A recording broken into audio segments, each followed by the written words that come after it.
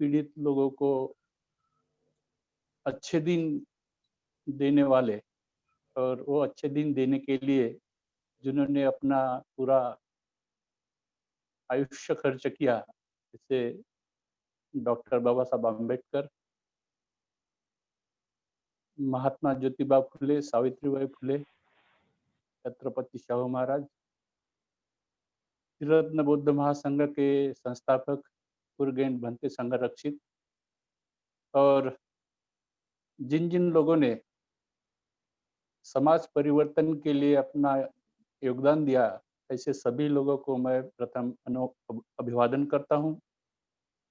आज के इस कार्यक्रम का जिन्होंने बहुत अच्छी तरह से संचालन किया, ऐसे आदरणीय धम्माचार्य जिन सिंह जी, जिन्होंने सुंदर पूजा और ध्यान का संचालन किया और वातावरण श्रद्धामय तथा भक्तिमय कर दिया, ऐसे धम्माचार्य आदरणीय धम्माचार्य प्रज्ञा रश्मि जी, जिन्होंने मेरा बहुत ही अच्छा परिचय दिया, ऐसे मेरे मित्र आदरणीय धम्माचार्य बोधि प्रकाश जी, जिनके पिताजी का 18 को निधन हुआ, ऐसे धम्माचार्य मुदितावीर जी, उनको मैं बहुत बहुत मेत्ता देता हूँ। और आज के इस कार्यक्रम में उपस्थित सभी धम्माचार्यगण, सभी धम्म मित्र और भाइयों तथा बहनों, आप सभी को मेरा मैत्रीपूर्ण जय भीम। तो अभी मैं मेरे विषय की ओर बढ़ने जा रहा हूँ। तो सबसे पहले अभी हमारा जो शिविर चल रहा है, वो शिविर का विषय वैसे आप सभी लोगों को मालूम है, बुद्ध और उनके धम्म का भविष्य, ये हमारे शिविर का विषय है। तो ये विषय की शुरुआत करने के पहले मैं आपको थोड़ा ये जो बाबा साहब ने आर्टिकल लिखा, बुद्ध और उनके धम्म का भविष्य, इसके बारे में थोड़ी माहिती देना चाहता हूँ। तो 1950 में मई महीने में तथागत भगवान बुद्ध के 2050वीं जयंती थी, और उस जयंती के उपलक्ष्य में महाबोधि सोसाइटी, जो कलकत्ता में स्थित है, उस सोसाइटी ने ऐसा सोचा कि वैसा उनका हर महीना मासिक छपते रहता है महाबोधि नाम से। उस मासिक में गणमान्य लोगों के लेख प्रकाशित किए जाए और विश्व तक बुद्ध धम्म की जो माहिती है वो विश्व के लोगों तक पहुंचे, ऐसा सोचकर महाबोधि सोसाइटी ने बाबा साहब को लेख लिखने के लिए आमंत्रित किया था। और बाबा साहब ने वो 1950 में मई महीने में बुद्ध के जयंती के उपलक्ष्य में जो आर्टिकल लिखा था, वो आर्टिकल का नाम जो अपना शिविर का विषय है, वो विषय है। तो 1950 में बाबा साहब ये निर्णय तक पहुंच चुके थे कि वो बौद्ध धर्म का स्वीकार करेंगे। उन्होंने ये निश्चित कर लिया था कि मुझे बौद्ध धर्म का स्वीकार करना है। और कुछ दिन पहले, 3 साल पहले, 1900 को भारत देश आजाद हुआ, और 1949 को 26 नवंबर 1949 को भारत का संविधान निर्माण हुआ, संविधान की निर्मित हुई, और संविधान का स्वीकार भी 1950 26 जनवरी 1950 में संविधान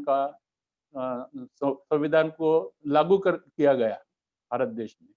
और उस वक्त बाबा साहब 26 जनवरी 1950 में संविधान सभा में भाषण देते हैं, और भाषण में बोलते हैं कि हमने इस संविधान के जरिए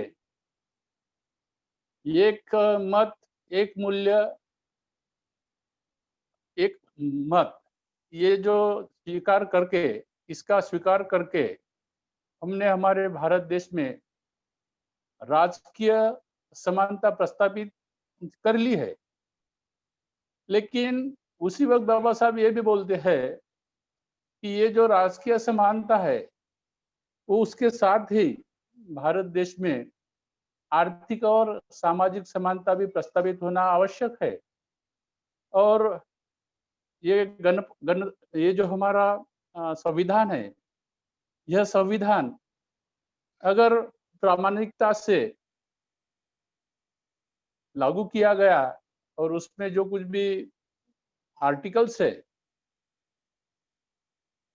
वो अगर अच्छी तरह से कार्यान्वित किए गए, तो भारत देश में राजकीय समानता के साथ सामाजिक और आर्थिक समानता भी प्रस्तावित हो सकती है। तो ये जिम्मेदारी भारतीय सत्ता जिनके हाथों में जाएगी, उनकी है और उन्होंने वो प्रस्तावित करना चाहिए। अगर उन्होंने वो प्रस्तावित नहीं की, सामाजिक और आर्थिक समानता, तो वो सामाजिक और आर्थिक विषमता के शिकार जो लोग हैं, वो सामाजिक और आर्थिक विषमता के शिकार लोग, जो हमारा ढांचा है संविधान का और ये गणतंत्र का, लोकशाही का, ये लोकशाही का ढांचा वो उद्ध्वस्त कर देंगे, ऐसा बाबा साहब संविधान सभा में गणतंत्र दिवस के उपलक्ष्य में ऐसा मत वो व्यक्त करते हैं। और मैंने पहले ही आपको बताया है कि वो बुद्ध धर्म का स्वीकार करने का निश्चित कर लिया था उन्होंने। और उसके बाद हम देखते हैं उन्होंने बौद्ध धर्म का स्वीकार भी किया है 1956 में। तो देखेंगे बाद में आगे चल के हम। तो ये जो उन्होंने आर्टिकल लिखा था 1950 के बौद्ध जयंती के उपलक्ष्य में, वो आर्टिकल में वो कुछ मुद्दे रखते हैं, कुछ विषय उसमें रखते हैं। और वो विषय में पहला विषय वो यह रखते हैं कि विश्व में जो प्रचलित धर्म है, वैसे देखा जाए तो विश्व में और हमारे भारत देश में कई धर्म छोटे मोटे प्रचलित है। और इन सभी प्रचलित धर्मों में से विश्व में तथा भारत देश में जो विश्व को या भारत को प्रभावित करने वाले जो धर्म है, वो 4 धर्मों का वो जिक्र करते हैं। और वो 4 धर्म है क्रिश्चियन धर्म, इस्लाम धर्म और अभी ये जो 4 धर्मों में हिंदू धर्म का भी जिक्र हो रहा है। और ये हिंदू धर्म का जिक्र होने के बाद में कई लोगों के मन में यह प्रश्न निर्माण हो सकता है कि ये तो धर्म विश्व को भी प्रभावित नहीं करता है और भारत को भी प्रभावित नहीं करता है, फिर भी ये धर्म इन 3 धर्मों के साथ क्यों लिया गया? तो इसके बारे में थोड़ा स्पष्टीकरण देने की पहले मैं कोशिश करता हूँ और बाद में फिर ये 4 धर्म कैसे-कैसे प्रभावित करने वाले हैं, उसके बारे में बताने की कोशिश करूँगा। तो भारत में प्रचलित धर्मों में से सबसे मतलब सबसे ज़्यादा मानने वाले लोगों की संख्या हिंदू धर्म की है और इसलिए भारत के लिए उसके बारे में सोचना इम्पोर्टेंट है। विश्व के बारे में अगर सोचा जाए, तो विश्व में तो कोई ऐसा देश नहीं है, जहाँ बुद्ध धर्म हिंदू धर्म पूरी तरह से अपनाया जाता है। ऐसे तो कोई विश्व में धर्म नहीं है। लेकिन विश्व में हिंदू धर्म के कई लोग अलग-अलग राष्ट्रों में रहते हैं और अलग-अलग राष्ट्रों में रहते हैं, इसलिए वो वहाँ पे उनके धर्मों का आचरण करते हैं, मंदिर वगैरह भी बनाते हैं, वहाँ पे पूजा अर्चा भी करते हैं।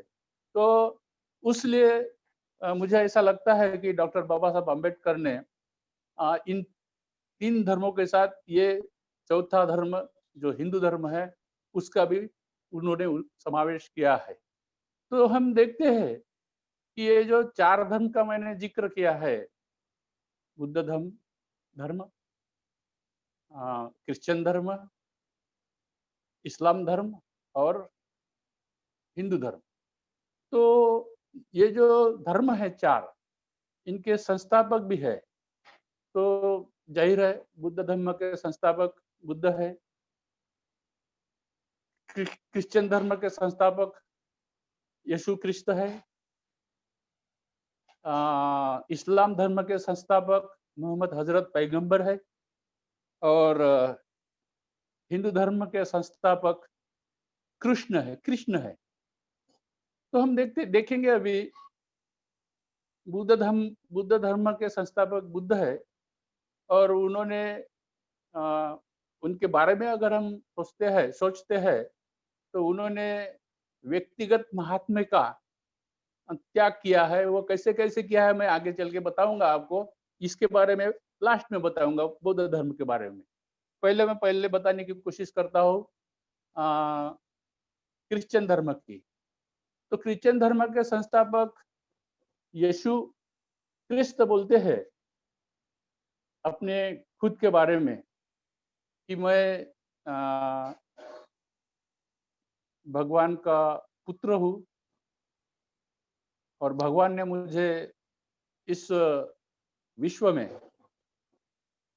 लोगों को सुखी करने के लिए भेजा है और मैं भगवान का आखिरी पुत्र हूँ। मेरे बाद अभी दूसरा कोई होने वाला नहीं है। यह वो अपने बारे में बताते हैं और वह यह भी बताते हैं कि मैं जो बता रहा हूँ, वो आप अगर उसका स्वीकार करते हैं और क्रिश्चियन धर्म के मुताबिक आप अगर अपना आचरण करते हैं, तो मेरे जो पिता जो स्वर्ग में वास करते हैं, उनके पास आपकी सिफारिश करूँगा और आपको मैं स्वर्ग में पहुँचाऊँगा। तो ऐसा क्रिश्चियन धर्म के संस्थापक यीशु क्रिस्त खुद के बारे में बोलते हैं और खुद को वो ईश्वर का पुत्र घोषित करते हैं। हम आगे बढ़ते हैं दूसरे धर्म की तरफ। तो दूसरा धर्म है इस्लाम धर्म और इस्लाम धर्म के संस्थापक है मोहम्मद हजरत पैगंबर। मोहम्मद हजरत पैगंबर खुद के बारे में ऐसा घोषित करते हैं कि मैं ईश्वर का प्रेषित हूँ। प्रेषित का मतलब यह होता है दूत। तो मैं ईश्वर का दूत हूँ, प्रेषित हूँ और मैं भी ईश्वर का आखिरी प्रेषित हूँ। अभी मेरे बाद दूसरा प्रेषित कोई होने वाला नहीं है। मैं जो धर्म आपको बताता हूँ, इस्लाम धर्म, वो इस्लाम धर्म को आप मानिए और इस्लाम धर्म में मैंने जो बताया है, उसके मुताबिक आप आचरण कीजिए। अगर इस्लाम धर्म के मुताबिक मैंने बताया जिस तरह से आपने आचरण किया, तो मैं आपकी सिफारिश जो स्वर्ग में अल्लाह ताला बैठे हैं, उस अल्लाह ताला के पास आपकी सिफारिश करूँगा और आपके स्वर्ग में पहुँचने की मैं व्यवस्था करूँगा। अल्लाह ताला आपको स्वर्ग में आपका आपका प्रवेश कराएँगे और आपको अल्लाह ताला निजात देंगे। तो ये दूसरे धर्म संस्थापक ने खुद के बारे में इस तरह से घोषित किया है। तीसरे धर्म संस्थापक कृष्ण, हिंदू धर्म के संस्थापक कृष्ण है। ये कृष्ण क्या बोलते हैं अपने अपने खुद के बारे में और खुद को क्या घोषित करते हैं, तो वो ये दोनों से भी थोड़ा आगे बढ़कर खुद के बारे में बताते हैं। वो यह बताते हैं कि ना तो मैं ईश्वर का पुत्र हूँ और ना ही मैं ईश्वर का प्रेषित हूँ, मैं खुद ही ईश्वर हूँ और ऐसा वैसा ईश्वर नहीं हूँ, मैं देवादिदेव हूँ। मतलब देवादिदेव का मतलब ये होता है कि देवों का भी बाप देव हूँ। इस सृष्टि का निर्माण मैंने खुद ने किया है और जो मैं गीता में बताता हूँ, वो गीता में जो बताता हूँ, उसका आप स्वीकार कीजिए और उसका स्वीकार करके आप उसके मुताबिक आचरण कीजिए और अगर आप उसके मुताबिक आचरण करते हैं, तो मैं आपको स्वर्ग सुख दिलाऊँगा। तो ये तीसरे संस्थापक भी अ इस तरह से अपने बारे में बताते हैं और अपने आप को ईश्वर घोषित करते हैं। आगे बढ़ते हैं हम बौद्ध धर्म की तरफ। तो बौद्ध धर्म के संस्थापक तथागत बुद्ध है और तथागत बुद्ध ये अपने बारे में ऐसा घोषित करते हैं, वो लोगों को बताते हैं कि ना तो मैं देवपुत्र हूँ, ना ही मैं ईश्वर हूँ और ना ही मैं देवादिदेव हूँ। जिस तरह से आपने अपने माँ-बाप के कोख में जन्म लिया, उसी तरह से मैंने भी अपने माँ-बाप के कोख में जन्म लिया है। आप जिस तरह से इस विश्व में पले-बड़े हैं, उसी तरह से मैं भी इस विश्व में पला-बड़ा हूँ और आप में और मेरे में थोड़ा-सा अंतर है।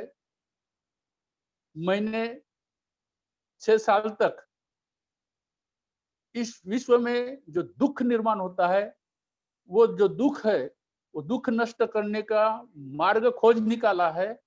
मैं मार्गदाता हूँ। तो बुद्ध अपने आप को मार्गदाता बताते हैं और अन्य जो लोग हैं, जिनका मैंने ज़िक्र अभी थोड़ी देर पहले किया है, वो खुद अपने आप को मोक्षदाता घोषित करते हैं। आगे हम बढ़ते हैं, तो आगे हम बढ़ते हैं तो तब यह देखते हैं, थोड़ा यहाँ पे मैं आगे बढ़ने से पहले थोड़ा-सा और इन लोगों के बारे में बताने की कोशिश करता हूँ। ये जो धर्म संस्थापक है या खुद को ईश्वर पुत्र या या देवदूत या खुद ईश्वर घोषित करते हैं, तो इनकी मृत्यु कैसे हुई? जो दावा कर रहे हैं मोक्ष दिलाने की, उनकी मृत्यु कैसे हुई? इसके बारे में मैं बताने की कोशिश करता हूँ। तो आपको बहुत अच्छी तरह से समझेगा कि इनका जो लोगों को मोक्ष देने का जो दावा है, वो दावा कितना झूठा है। तो हम देखते हैं यीशु मसीह यीशु क्रिस्त का मृत्यु कैसे हुआ? तो इसका ये उनका मृत्यु कैसे हुआ, ये बताने के पहले मैं एक बात पहले आपको ये बताने की कोशिश करता हूँ कि बाइबल जो ग्रंथ है, ये बाइबल ग्रंथ का अगर अध्ययन किया जाए, तो बाइबल ग्रंथ का अध्ययन करने पर ऐसा मालूम होता है वो अध्ययन करने वाले को कि यीशु क्रिस्त का 14 साल का जो काल है, उसका बाइबल में किसी प्रकार का उल्लेख नहीं है और वो उनका बाइबल में उनका 14 साल का कालावधि का किसी प्रकार का उल्लेख नहीं क्यों नहीं है, तो इसके बारे में मैं आगे चल के बताऊँगा आपको। लेकिन यहाँ पे मैं ये बताना चाहता हूँ, ये बताने की कोशिश करता हूँ आप लोगों को, तो यीशु क्रिस्त का मृत्यु जो है, वो मृत्यु लोग उसको ढूँढने के लिए उसके पीछे लगे और ढूँढते-ढूँढते वो उनको मिल गया और मिलने के बाद में उन लोगों ने उसको क्रूस पर लटकाया और क्रूस पर लटका कर खिले ठोक-ठोक के उसके छाती में या उसके पूरे शरीर में खिले ठोक कर क्रूस पर लटका कर उसकी मृत्यु हो गई। या इसका मतलब यह है कि लोगों ने उसकी जान ली। अब मुझे यह बताना है आपको कि जो आदमी खुद खुद को देवपुत्र घोषित करता है और ये भी दावा करता है कि मैं आपको मोक्ष दिलाऊंगा, तो ये तो अपने आप को मोक्ष नहीं दे सका, वो औरों को मोक्ष कैसे दे सकता है? और वो 14 साल का जो उसका समय है, वो 14 साल के समय के लिए अभी मेरे को यहाँ पे आगे चल के समय आएगा तो मैं तब उसको बताऊंगा, या मेरे जो प्रवचन के जो आगे प्रवचन है उनमें कभी मैं वो बताने की कोशिश करूंगा। तो यहाँ पे मैं यहाँ पे मैं यीशु क्रिस्त के बारे में रुक जाता हूँ। उनके बारे में जितना मैंने आपको बताया, वो जो उन्होंने जो घोषणा की खुद के लिए, खुद के बारे में कि मैं मोक्षदाता हूँ, तो वो मोक्षदाता नहीं हो सकते हैं, क्योंकि खुद को ही वो मोक्ष नहीं दे सकते, तो लोगों को कैसे मोक्ष दिला सकेंगे? दूसरे के तरफ हम जब मुड़ते हैं मोहम्मद हजरत पैगंबर के तरफ, तो मोहम्मद हजरत पैगंबर के मृत्यु के बारे में जब हम पढ़ते हैं, तो मृत्यु उनके मृत्यु कैसे हुई यह जानने की जब कोशिश करते हैं, तो हमको यह पता चलता है कि उनको मक्का मदीना जाना पड़ा, और मक्का मदीना जाकर वहां पे मक्का मदीना में उनको समाधि लेनी पड़ी। समाधि का मतलब यह है कि उन्होंने अपने मृत्यु के लिए खुद अ, अ, समाधि अ, समाधि निर्माण की, खड्डा निर्माण किया, और वो खड्डे में उन्होंने अपने आप को गाड़ लेना पड़ा, और अपने आप को गाड़ कर अपना जीवन उनको समाप्त करना पड़ा। तो ये उनको क्यों करना पड़ा? तो हमको यह पढ़ने को मिलता है कि लोग उनको मारने के लिए, उनको ढूंढने के लिए उनके पीछे लगे थे, और उनसे बचने के लिए सुरक्षित जगह वो ढूंढते रहे, और ढूंढते ढूंढते उनको ऐसा लगा कि मक्का मदीना यह सुरक्षित जगह है, यहाँ पे मारने के लिए मुझे कोई आएगा नहीं, और यहाँ पर मैं अच्छी तरह से सुरक्षित रहूंगा। लेकिन ऐसा हुआ नहीं, वहां पे भी लोग उसको मारने के लिए आ रहे हैं, ऐसा उन्होंने देखा। और ऐसा देखने के बाद फिर उन्होंने ऐसा वहां पे फिर वो अपने मृत्यु के लिए उन्होंने खड्डा निर्माण किया, और खड्डा निर्माण करके उसमें वो अपने आप को उसने उन्होंने दफना लिया। तो इनकी मृत्यु भी इस तरह से हुई है। अब हम यहाँ पे भी देखते हैं कि ये भी तो ईश्वर के खुद को दूत मान बताते हैं, और ईश्वर के दूत के साथ ही वो ये भी बताते हैं कि मैं मोक्षदाता हूँ। ये भी खुद को मोक्ष नहीं दे सके, खुद की जान को नहीं बचा सके, और जो खुद की जान नहीं बचा सकता, वो दूसरे की जान कैसे बचा सकता है? और वो ईश्वर कैसे हो सकता है, या ईश्वर का दूत कैसे हो सकता है? तो यहाँ पे भी प्रश्न निर्माण होता है। तीसरे धर्म संस्थापक के बारे में जब हम सोचते हैं, कृष्ण के बारे में, हिंदू धर्म के संस्थापक कृष्ण है। वो अपने अपने आप को देवादि देव बोलते हैं, और देवादि देव तो फिर वो तो स्वर्ग में उसका ही राज रहता है। लेकिन इसकी मृत्यु कैसे हुई? यह अगर हम देखते हैं, तो इसकी मृत्यु हमारे महाराष्ट्र में अ, पारधी जमात है, ये पारधी जमात जो आदिवासी जमात में से एक जमात है। आदिवासी जमात में से एक जमात पारधी जमात है। उस पारधी ने पेड़ के पीछे छुप कर इसको तीर से मार डाला, और उसकी जान ली। किसकी? कृष्ण की। अब देखिए यहाँ पे भी हमको यह पढ़ने को मिलता है, या हमको यह देखने को मिलता है, ये जो देवादिदेव है, जो खुद को देव घोषित करता है, ईश्वर घोषित करता है, ये ईश्वर घोषित करने के बाद और लोगों को यह भी बताता है कि मैं मोक्षदाता हूँ, नहीं क्या? जो खुद को मोक्षदाता घोषित करता है, वो खुद को ही मोक्ष नहीं दे सकता है, तो लोगों को मोक्ष कैसे दे सकेगा? और इसलिए वो भी मोक्षदाता नहीं हो सकता है। चौथे धर्म संस्थापक है तथागत बुद्ध। तो तथागत बुद्ध की मृत्यु के बारे में हम जब पढ़ते हैं, देखते हैं, तो हमको यहाँ पढ़ने को यह मिलता है कि उनकी जो मृत्यु है, जैसे तुम्हारी हमारी लोगों की मृत्यु होती है, वैसी ही उनकी मृत्यु हो गई है, मतलब सामान्य लोगों के जैसी उनकी मृत्यु हो गई। लेकिन यहाँ पे इनकी जो मृत्यु हो गई, वो मृत्यु कैसी हो गई? स्वाभाविक रूप से हुई है। ना तो उनके पीछे मारने के लिए कोई दौड़ा था, ना ही उसको किसी ने खिले ठोक के मारा है, और ना ही उसको उसको समाधि लेना पड़ा है, और ना ही उसको सुरक्षित जगह ढूँढने की कोशिश भी करने की ज़रूरत नहीं पड़ी है। तो वो सामान्य जीवन जिए बुद्धत्व प्राप्ति के बाद, और सामान्य जीवन जीते-जीते अपनी आयु पूर्ण होने के बाद में उनका नॉर्मल मृत्यु हो गया है।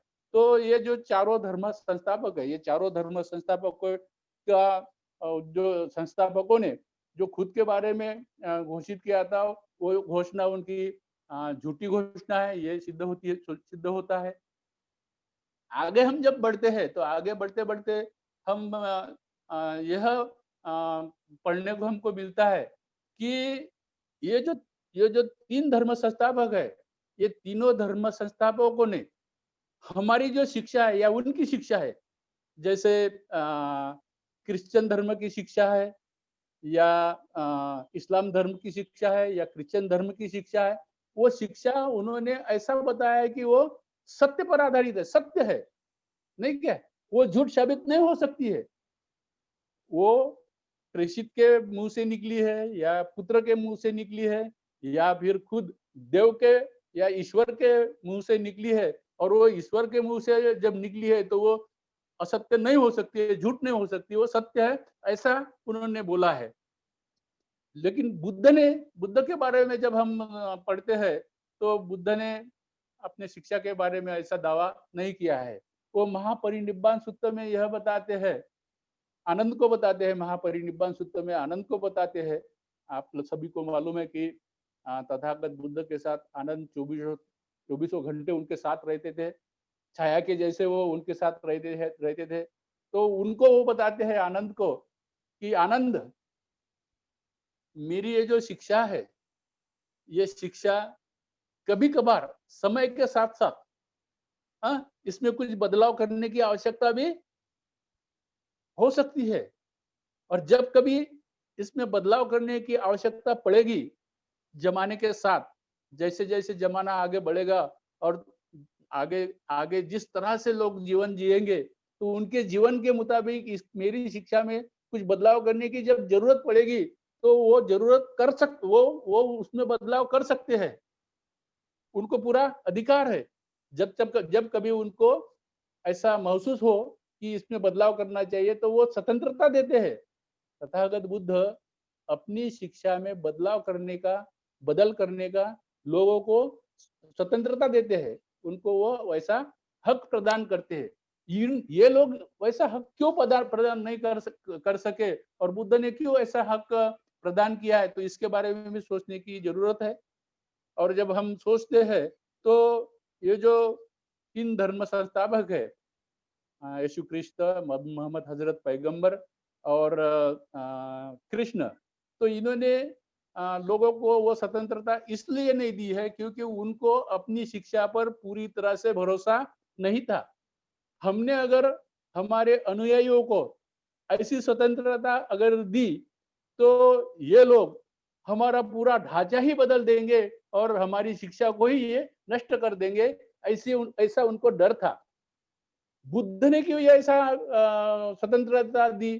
तो बुद्ध को अपने धर्म की नींव पर पूरा विश्वास था, और अपने धर्म के नींव पर उस पूरा विश्वास था, और वो विश्वास होने के कारण वो लोगों को स्वतंत्रता देते हैं। उनको ये मालूम था कि मेरी जो प्रमुख शिक्षा है, वो प्रमुख शिक्षा कोई भी बदल नहीं सकता है, क्योंकि वो कोई भी कैसा भी ज़माना आए, कैसा भी वक़्त आए, कैसा भी यह है परिस्थिति है, वो परिस्थिति में भी मेरी जो प्रमुख शिक्षा है, वो प्रमुख शिक्षा उस परिस्थिति में उपयोग में आ सकती है, उस परिस्थिति में भी वो लोगों के काम आ सकती है, लोगों को दिशा दे सकती है, उस लोगों का जीवन सुखी करने के लिए मदद कर सकती है। यह पूरा विश्वास तथागत बुद्ध को अपने शिक्षा पर था, और उसलिए वो स्वतंत्रता लोगों को उन्होंने देने की कोशिश की है।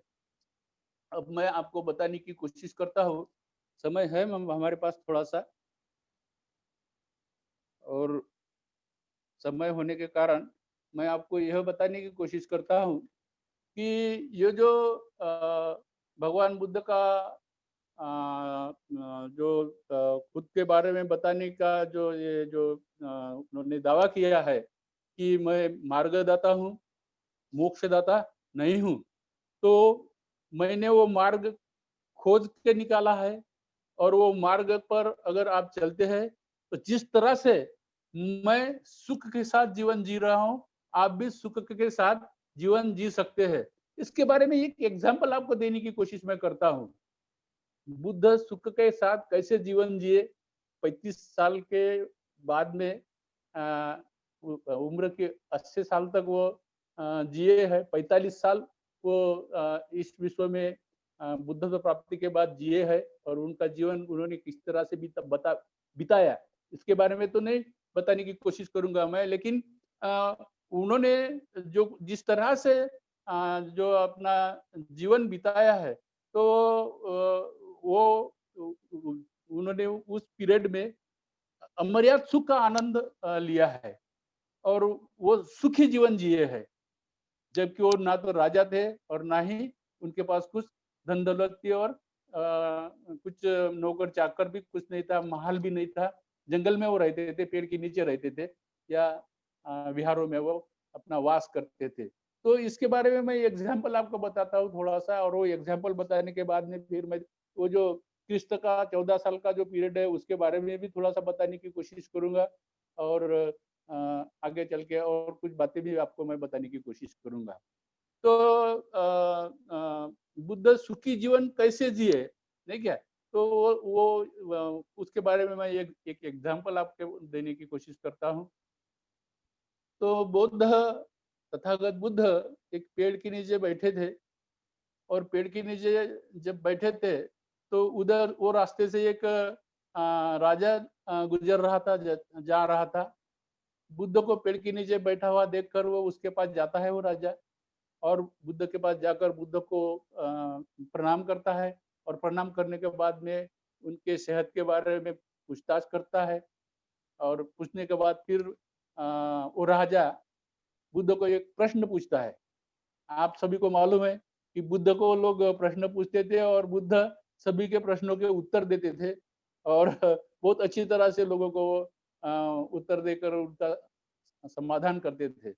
तो ये जो राजा है, वो राजा ने बुद्ध को पूछा, बुद्ध मेरे मन में आपको देखकर एक प्रश्न निर्माण हुआ है और वो प्रश्न यह है कि आप सुखी है या मैं सुखी हूँ? तो राजा बुद्ध को पूछता है कि श्रमण गौतम, आप सुखी है या मैं सुखी हूँ? तो बुद्ध उसको बोलते हैं वो राजा को कि महाराजा, मैं सुखी हूँ। तो वो राजा बोलता है कि नहीं, आप सुखी नहीं है, मैं सुखी हूँ। तो बुद्ध उसको पूछते हैं, आप कैसे सुखी है? तो बोलते हैं मेरे पास नौकर-चाकर है, बंगला है, कार है और इतनी बड़ी जायदाद, इतना बड़ा मेरा राज्य है और ये सब मेरे पीछे है, मेरे मुझे सुख देने के लिए और मुझे मेरे सुख के लिए दौड़ के आते हैं और सब उसके ज़रिए मैं धन-दौलत और इसके कारण मैं सुखी हूँ। तो बोलते हैं, नहीं, तथागत बुद्ध उसको बोलते हैं कि नहीं राजा, आप सुखी नहीं है, मैं सुखी हूँ। फिर भी वो राजा उस उनको प्रश्न करता है कि आपके पास तो मेरे पास जो है वो कुछ भी नहीं है, आप एक पेड़ के नीचे बैठे हैं और पेड़ के नीचे आप जीवन जी रहे हैं, तो आप कैसे सुखी है? मैं सुखी हूँ। तो बुद्ध फिर भी बोलते हैं उसको कि नहीं, मैं सुखी हूँ, आप सुखी नहीं हैं। तो फिर वो बुद्ध उसको पूछते हैं कि आप सुखी कैसे नहीं है? बताते हैं कि आप सुखी कैसे नहीं और मैं सुखी कैसा हूँ? तो बुद्ध उसको पूछते हैं, प्रश्न करते हैं, आप खुद को बोल रहे हैं ना कि मेरे से आप सुखी है, मैं सुखी नहीं हूँ। तो मुझे यह बताइए, जिस तरह से मैं यहाँ बैठा हूँ, इस तरह से आप कितना समय बिता सकते हैं बैठकर? तो बोलते हैं, 1 दिन का समय मैं बिता सकता हूँ और ज़्यादा कोशिश किया तो 2 दिन बिताऊँगा और ज़्यादा कोशिश करने की कोशिश करूँगा, शक्ति लगाऊँगा तो 8 दिन बिताऊँगा आपके जैसा बैठकर पेड़ के नीचे, लेकिन उसके बाद नहीं बैठ सकूँगा। तो बुद्ध उसको ये बोलते हैं कि मैं इस जगह पर 8 दिन नहीं, 15 दिन, 1 महीना, 2 महीना, 5 महीना, कितने भी दिन यहाँ पे मैं बिता सकता हूँ और सुख के साथ बिता सकता हूँ। तो फिर अभी बताइए, आप सुखी कि मैं सुखी? तो फिर वो राजा मानता है कि नहीं, आप सुखी, मैं सुखी नहीं हूँ। तो ठीक है, तो ये जो सुख का मार्ग है, वो सुख का मार्ग उन्होंने 6 साल तपश्चर्या करके ढूँढ के निकाला था और वो सुख का मार्ग वो लोगों को बताते थे। अब मैं थोड़ा-सा वो यीशु क्रिस्त के जो 14 साल का काल है, वो 14 साल के काल के बारे में बताने की कोशिश करूँगा, लेकिन मेरे पास एक किताब है, जिस किताब का नाम है lord lord Buddha was the father of the यीशु क्रिस्ट एंड मोहम्मद हज़रत पैगंबर। ये एक किताब मेरे पास में है, आप देख भी सकते हैं। तो ये किताब के लेखक है गुरु गोपाल चक्रनारायण, और वो इस किताब में यह बताते हैं, जिस जैसा किताब का नाम आपको मैंने बताया है कि नहीं क्या, lord Buddha was the father of the यीशु क्रिस्त एंड मोहम्मद हजरत पैगंबर। तो इसके बारे में वो उसमें बताते हैं कि वो बुद्ध के फादर कैसे थे। तो इसके बारे में थोड़ा सा जिक्र करने की कोशिश मैं करता हूँ। तो यीशु ने जो 10 आज्ञाएं बताई है, और मोहम्मद हजरत पैगंबर में ने भी 10 आज्ञाएं बताई है। तो ये जो 10 आज्ञाएं है, ये 10 आज्ञाएं क्या है? तो ये जो 10 आज्ञाएं है, वो बुद्ध ने जो 10 सील बताए है, वो 10 सील है। और वो 10 सील है, उसलिए वो लेखक बता रहे हैं कि वो ये दोनों के वो फादर थे, क्योंकि उनसे ही उन्होंने ये लिया है। दूसरी बात, और वो ये बताते हैं कि जैसा इस्लाम धर्म में शेख ये शब्द के बारे में वो थोड़ा-सा बताने की कोशिश करते हैं वो लेखक। वो ये बताते हैं कि शेख शेख ये जो शब्द है, ये शेख शब्द नाख नाक शब्द का अपभ्रंश है। असल में ये जो शब्द है, वो शब्द शेख नहीं है, नाक है। और नाक ये शब्द भी अपभ्रंश है नाग यह शब्द का। नाग यह शब्द का नाक ये अपभ्रंश है, और नाक ये शब्द का अपभ्रंश शेख है। तो ये जो इसकी जो जड़ है, या इसका जो धागा है, वो धागा बुद्ध धर्म से जुड़ता है, नाग वंश से जुड़ता है। और नाग वंश से जब जुड़ता है, तो ये जो मोहम्मद हजरत पैगंबर है, ये मोहम्मद हजरत पैगंबर भगवान बुद्ध के शिष्य होने का वो लेखक दावा करते हैं, और वो है। तो इस तरह से भी हम देख सकते हैं। आगे चल के हम वो यीशु क्रिस्त के 14 साल का समय जो है, वो 14 साल का समय जो अज्ञात है, और 14 साल का समय के बाद में जब वो अपने देश में गए, और देश में जाने के बाद में उन्होंने जो शिक्षा लोगों को देने का कार्य किया, वो शिक्षा जब वो देना शुरू कर दिए, तो शिक्षा देना लोगों ने सुना। और जो कट्टरपंथी लोग थे, नहीं क्या, इसमें दो पंथ है, क्रिश्चियन धर्म में दो पंथ है, एक को प्रोटेस्टेंट और एक को कैथोलिक ऐसा बोला जाता है। तो ये जो कट्टरपंथी धर्म लोग है क्रिश्चियन धर्म में, इन लोगों को उनकी बातें पसंद नहीं आई, और उन लोगों को उनकी बातें पसंद नहीं आई, इसलिए वो उनको ढूंढने के लिए गए, और ढूंढने के बाद में उनको ढूंढा, और ढूंढने के बाद में उसको क्रूस पर लटकाया। तो ये 14 साल के पीरियड में, जो 14 साल का यीशु क्रिस्त का पीरियड है, वो अननोन है, बाइबल में उसका जिक्र नहीं है। और वो क्यों नहीं है? तो वो 14 साल के पीरियड में बुद्ध धम्म के संपर्क में आए, और बुद्ध धम्म के संपर्क में आकर उन्होंने बौद्ध धम्म सीखा। और बौद्ध धम्म सीखने के बाद में उनको ये लगा कि मैंने ये धर्म का प्रसार प्रचार करना चाहिए, और ये धर्म का प्रचार प्रसार करना चाहिए, इसलिए उन्होंने वो धर्म का प्रचार प्रसार करना शुरू किया। और जैसे भी मैंने आपको बताया कि जो कट्टरपंथी लोग थे क्रिश्चियन धर्म के, वो कट्टरपंथी लोगों को वो अच्छा नहीं लगा, और उन्होंने फिर उनकी उसकी जान ली है। तो ये भी इतिहास हमको पढ़ने को मिलता है। ये बात भी, ये जो किताब में मेरे पास में है, जो आपको मैंने दिखाया है, इस किताब में भी उसका थोड़ा-सा ज़िक्र किया है वो लेखक ने। तो इस तरह से हमको ये जो क्रिश्चियन धर्म है, वो क्रिश्चियन धर्म के बारे में और इस्लाम धर्म के बारे में भी मालूमात मिलती है। और वो उनके तथागत बुद्ध ये फादर थे, ये हमको सीखने को मिलता है, ये हम मान भी सकते हैं। तो ये सब हम देख रहे हैं। तो इसमें ही एक इसी किताब में थोड़ा-सा मेरा टाइम आगे बढ़ेगा और ज़्यादा समय लग सकता है। तो मुझे आशा है कि आप मुझे वो समय देंगे। ऐसा सोचकर मैं ये अभी आगे की बातें बताने की कोशिश करता हूँ। तो बाबा साहब उसी किताब में जो बाबा साहब ने लेख लिखा था, उस लेख में ये भी बताया है। और ये बताने के बाद क्या बताया है, तो ये वो बाबा साहब यह बताते हैं कि आज की अवस्था में बुद्ध धम्म, मतलब वो 1950 में बता रहे हैं, 50 की कल्पना कर रहे हैं हम। तो आज की स्थिति में बुद्ध धम्म भारत देश में मृतप्राय अवस्था में है, मृत अवस्था में पहुंच चुका है।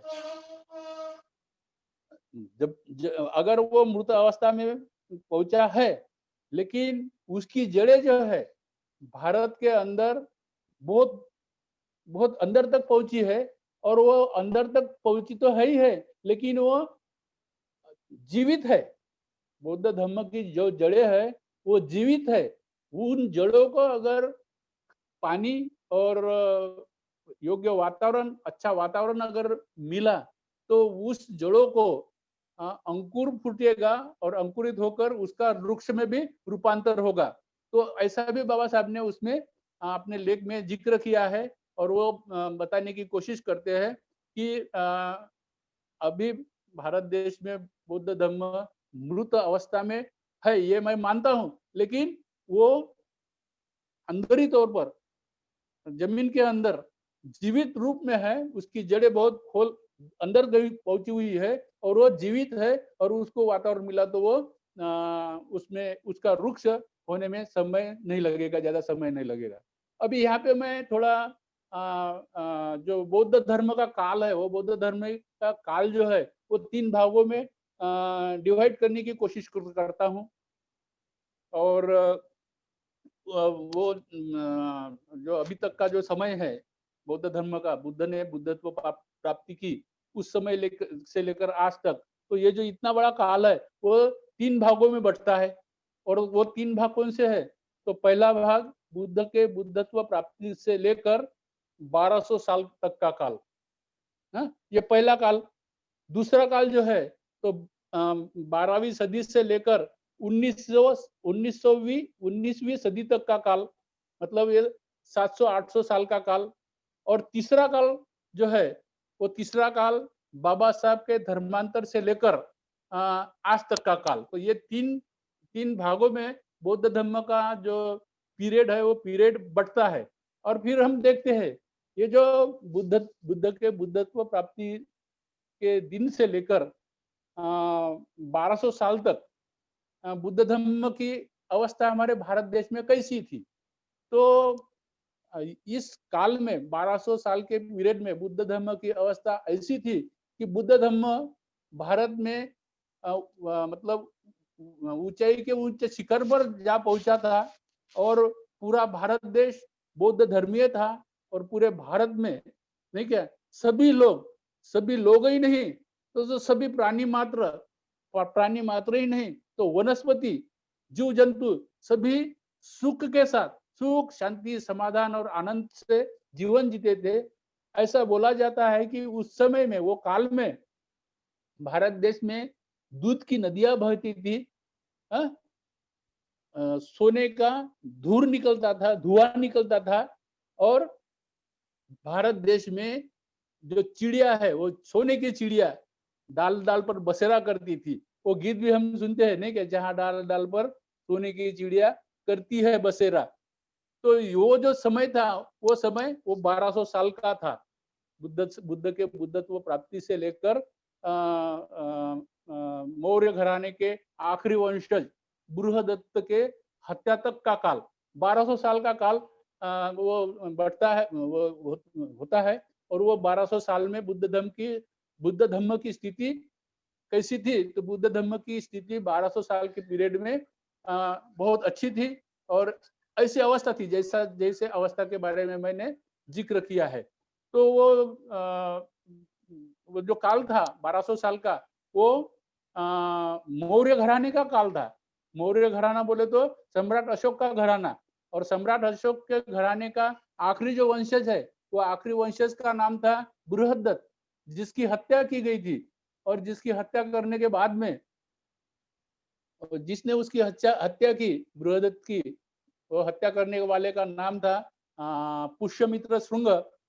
और वो बृहदत्त का अंगरक्षक था, बॉडीगार्ड था। वो बॉडीगार्ड गार्ड ने क्या किया, तो राजा बेसावध अवस्था में जब था, उस बेसावध अवस्था में देखकर उसने हत्या की और खुद को राजा घोषित कर दिया।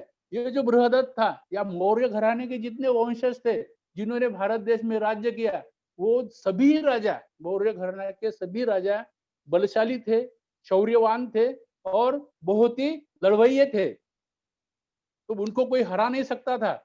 लेकिन ये जो पुष्यमित्र शुंग ने उनकी हत्या की, वो मैंने आपको बता दिया है। तो वो मौर्य घराने के आखिरी वंशज से लेकर, मतलब उसकी हत्या से लेकर बाबा साहेब के धर्मांतक का कालावधि जो है, वो 700-800 साल का कालावधि होता है। और ये 700-800 साल का कालावधि का जब हम अभ्यास करते हैं, उसके बारे में पढ़ते हैं, तो इस 700-800 साल के कालावधि में बुद्ध धम्म, जैसे मैंने पहले बताया, उस अवस्था में पहुंचा था, नहीं क्या? मृतप्राय अवस्था में, मृत अवस्था में पहुंचा था। और वो मृतावस्था में पहुंचने का कारण ये था कि ये जो पुष्यमित्र श्रृंग है, जिसने खुद को राजा घोषित किया, उससे लेकर बाबा साहब के धर्मांतर तक बुद्ध धर्म के जितने भी विहार थे, मंदिर थे, या बौद्ध धर्म के प्रसारक थे, उनकी हत्या कर दी गई थी और उनको नष्ट करने की कोशिश की गई थी। यहाँ पे जो 1200 साल के पीरियड में जो भारत का उज्जवल काल जिसको समझा जाता था, उस काल में विश्व के स्टूडेंट अपने भारत देश में आते थे पढ़ने के लिए, और भारत देश को में आकर पढ़कर यहाँ से शिक्षा लेकर वो अपने अपने देश में जाते थे, और वहाँ पे वो अपने देश को सुखी, संपन्न और आनंदित रखने के लिए कोशिश करते थे, प्रयास करते थे। तो वो विद्यालयों का भी, जो यूनिवर्सिटियां थी बड़ी बड़ी, जो आपने पढ़ा भी होगा, नालंदा, विक्रमशिला, तक्षशिला, या ऐसी बहुत सी यूनिवर्सिटियां थी, उनको भी नष्ट कर दिया गया, उनको भी जला डाला गया, नष्ट करने की कोशिश कर दी गई थी। तो वो जो दूसरा काल है, वो तो ये 800 साल का काल जो है, 800 साल के काल के पीरियड में तो बुद्ध धर्म का जो जो कुछ भी अस्तित्व था यहाँ पे, वो ऊपरी तौर पर का अस्तित्व जो है, वो पूरी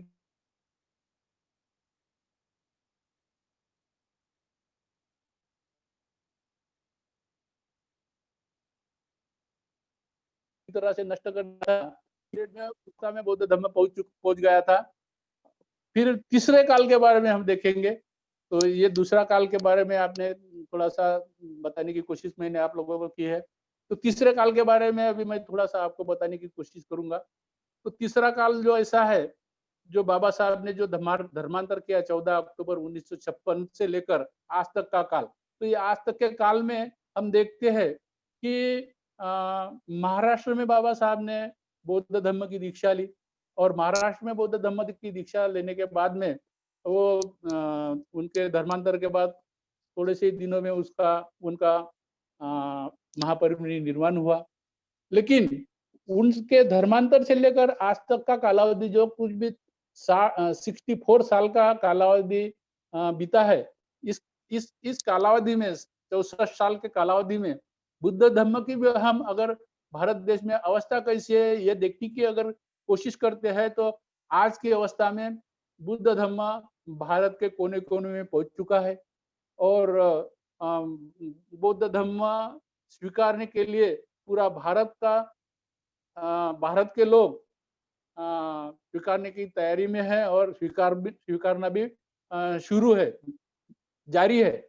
हम देखते हैं, पढ़ते हैं, तो आपको पढ़ने में आपको ये आपके भी पढ़ने में ये बात आई होगी कि धर्मांतर की जो प्रक्रिया है, धर्मांतर बोले तो बौद्ध धर्म में धर्मांतरित होने वाले लोगों की जो प्रक्रिया है वो निरंतर जारी है, बाबा साहब के धर्मांतर से लेकर अभी तक।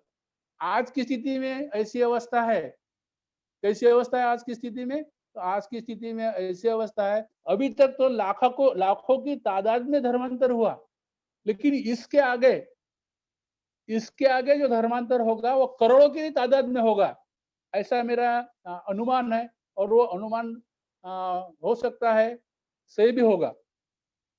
अगला जो धर्मांतर होगा, वो धर्मांतर भले ही धर्मांतर विरोधी कितने भी कायदे बनाए जाए या कुछ भी किया जाए धर्मांतर को रोकने के लिए, लेकिन फिर भी भारत देश में धर्मांतर की प्रक्रिया जारी रहेगी और धर्मांतर होते रहेगा।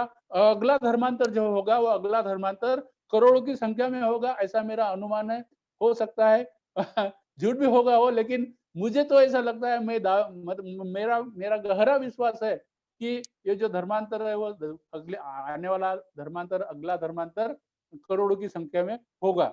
आप भी उसके बारे में चिंतन कर सकते हैं, सोच सकते हैं, विचार कर सकते हैं। दूसरी बात मुझे यहाँ पे ये बताना है कि आज तक नहीं क्या कोई भी धर्म में नहीं क्या जैसे मतलब हिंदू धर्म में या और कोई धर्म में धर्मांतर करके जाने वाले लोगों का नाम मैंने पढ़ा नहीं है, और ना ही मैंने कोई ऐसी न्यूज पढ़ी है, और ना ही सुना है, और ना ही देखने को मुझे अभी तक मिला है। लेकिन मुझे देखने को अभी तक ये मिला है कि हिंदू धर्म से, इस्लाम धर्म से, क्रिश्चियन धर्म से धर्मांतरित लोग हो रहे हैं, और वो धर्म छोड़कर लोग कौन से धर्म में आ रहे हैं? तो सिर्फ बौद्ध धर्म में आ रहे हैं। और ये सिर्फ भारत देश में नहीं हो रहा है, अपने भारत में ये नहीं हो रहा है, तो भारत के बाहर भी, भारत विश्व के कोने कोने में, जैसे मैंने ये जिक्र नहीं किया है कि विश्व को प्रभावित करने वाले जो 3 धर्म है, हिंदू धर्म को छोड़ के, तो जो 3 धर्म है वो 3 धर्मों के जो लोग हैं, वो 3 धर्म के लोग हमको विश्व में कई राष्ट्रों में दिखते हैं। जैसे यूरोप खंड में अगर हम जाएंगे तो यूरोप खंड में क्रिश्चियन धर्म हमको दिखता है, नहीं क्या? अरब कंट्रीज में अगर हम जाएंगे तो वहाँ पे इस्लाम धर्म को मानने वाले लोग हमें दिखते हैं। और आशिया खंड में और बाकी के भी क्षेत्रों में अगर हम देखने की कोशिश करेंगे तो कई देश ऐसे हैं, आशिया खंड और कई देश विश्व के उस देशों में बौद्ध धर्म को मानने वाले लोग हैं। राष्ट्र राष्ट्र पूरे राष्ट्र बौद्ध धर्म को मानने वाले, पूरे राष्ट्र क्रिश्चियन धर्म को मानने वाले, पूरे राष्ट्र सिख धर्म इस्लाम धर्म को मानने वाले हैं। लेकिन जो धर्मांतर हो रहा है वो धर्मांतर